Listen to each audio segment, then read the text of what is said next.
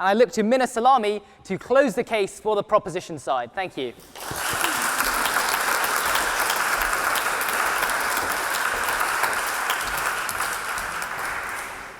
Mr. President, thank you very much for the invitation to be here. I feel truly honored to be here tonight to speak about this important topic. If ever there were a time when male supremacists can't ignore feminism, it is now. Feminists today are exposing the inhumane ways that women and men are oppressed, if differently. They're doing so especially with the aid of 21st century media, including blogs, podcasts, online petitions, social media, and also, of course, through traditional offline organizing. The explosion of online feminism has, however, unequivocally transformed the ways in which politicians, public intellectuals, CEOs, entrepreneurs, and the general public speak about the critical issues of the day. However, while the feminist movement is more diverse than ever before, with women of all backgrounds adding their voices, it is nevertheless predominantly white, Western, and liberal voices that are heard. For instance, with the exception of the very lovely writers Chimamanda Ngozi Adichie, Mona El-Tahawi, and Roxane Gay, the top 50 best-selling critical feminist books today are written by white women. When non-white women are asked to contribute to these typically white spaces, it's usually not on our own terms, and I'll give you a personal example.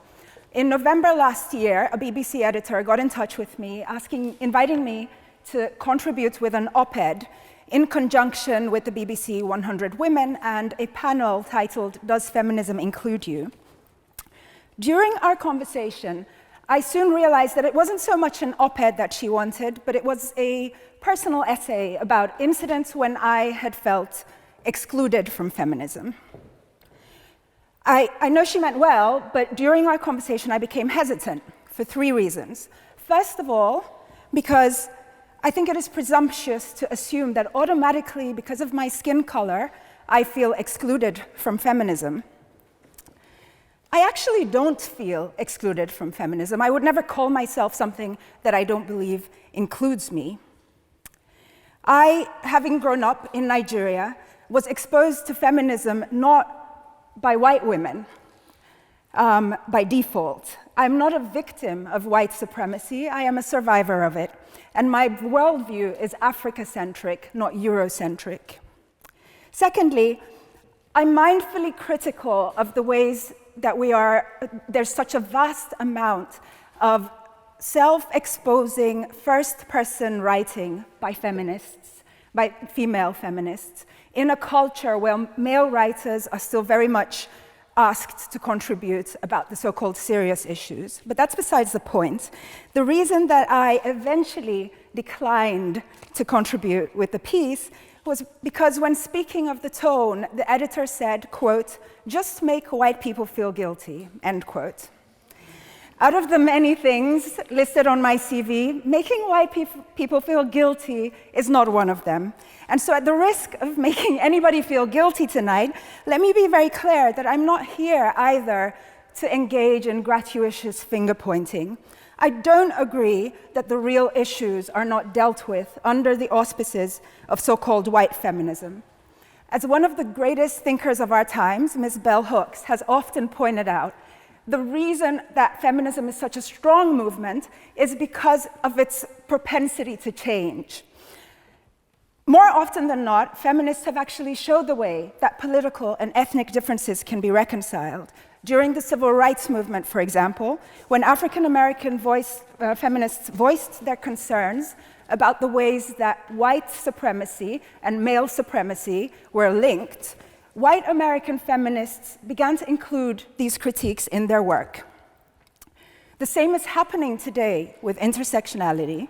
And speaking of Bell Hooks, I think that her friendship, her long friendship, I might add, with Gloria Steinem is one of the most beautiful examples of feminism in practice, by which I mean a political, philosophical, and a spiritual practice which does not ignore the tensions in our relationships, but deals with them conscientiously. Nor do I buy into the patriarchal propaganda about feminist wars and catfights, which male-dominant mainstream media is predictably keen to promote. Yes, there are divisions among feminists, but there's also sisterhood and solidarity. I, as an advocate of cosmopolitanism and global feminism, I am an advocate of these things because I think that the only way that we can smash the patriarchy is globally. And I have many examples from which my worldview is inspired. For example, WLUML, Women Living Under Muslim Laws, is a wonderful organization where women from Asia, Africa, the Middle East, Europe are coming together to end patriarchy.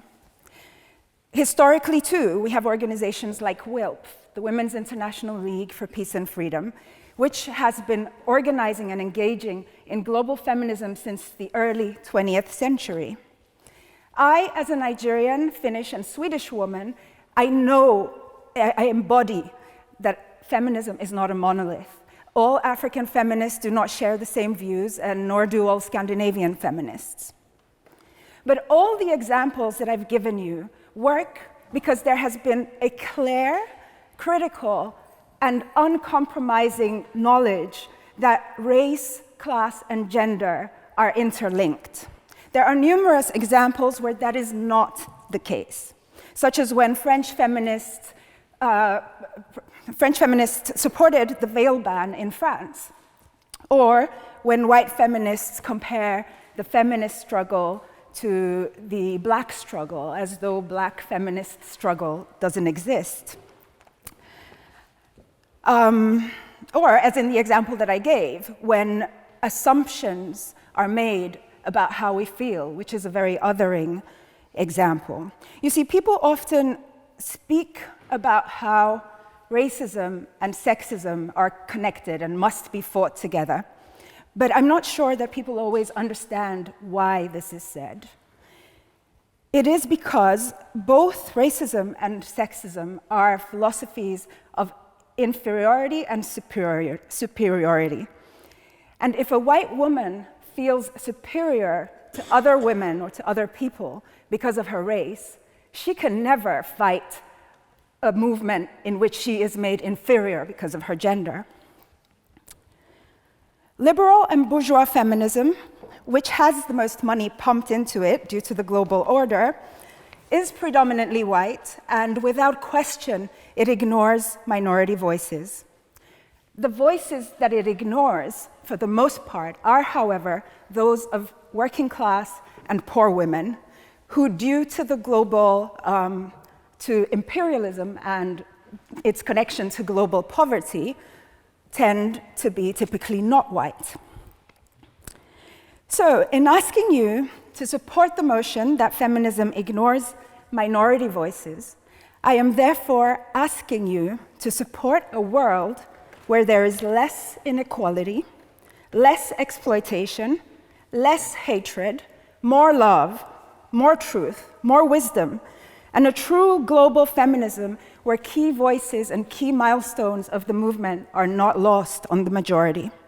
In short, I am asking you to vote for a real global feminist revolution. Only a person who sees and values the humanity in everyone can be a revolutionary, because only a person who sees and values the humanity in everyone else can do so about themselves. Thank you.